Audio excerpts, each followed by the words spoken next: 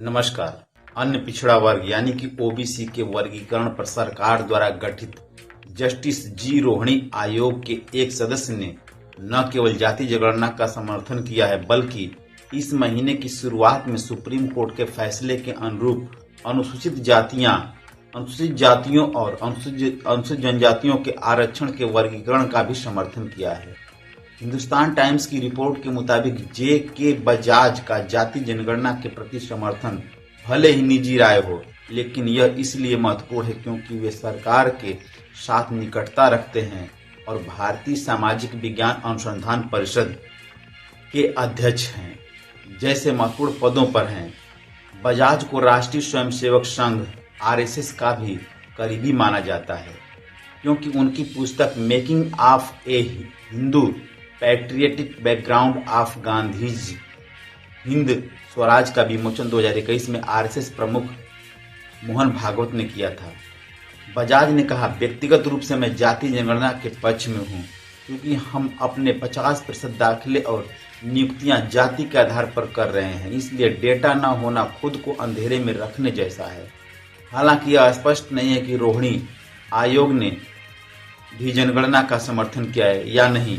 पिछले साल अगस्त में प्रस्तुत किए जाने के बाद से आयोग की रिपोर्ट भारत के राष्ट्रपति कार्यालय में है और बजाज ने इसकी सामग्री की पुष्टि करने से इनकार कर दिया। विपक्ष जहां इस तरह की जनगणना की मांग को लेकर एकजुट है, वहीं भारतीय जनता पार्टी असमंजस में, क्योंकि लोक जनशक्ति पार्टी जैसे उसके सहयोगी इसका समर्थन कर रहे हैं, लेकिन अन्य इसे पूरे देश में लागू कराने का विरोध कर रहे हैं।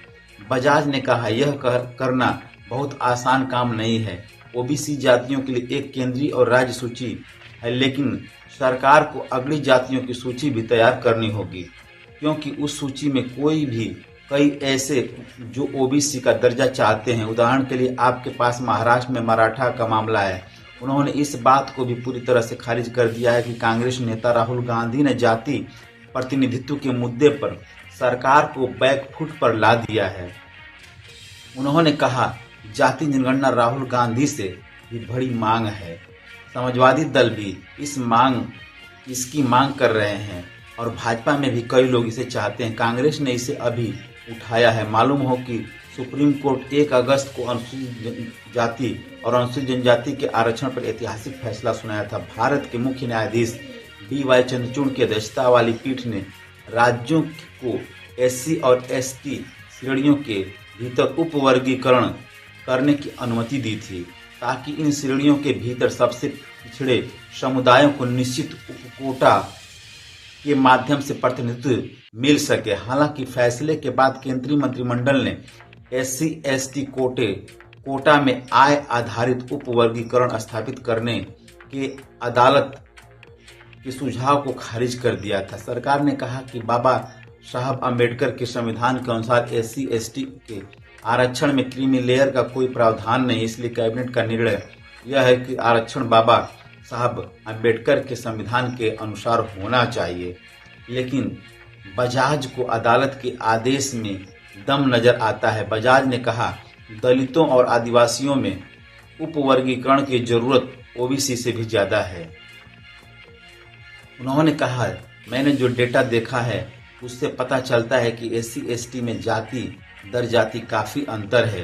रोहिणी आयोग के सदस्य ने सरकार को लिखा है कि नौकरियों और शैक्षणिक संस्थानों में आरक्षण का लाभ उठाने वाले हर व्यक्ति की जाति दर्ज की जाए। उन्होंने कहा, कोटा इस्तेमाल के आंकड़े से पता चलेगा कि किस जाति को कितना मिला है।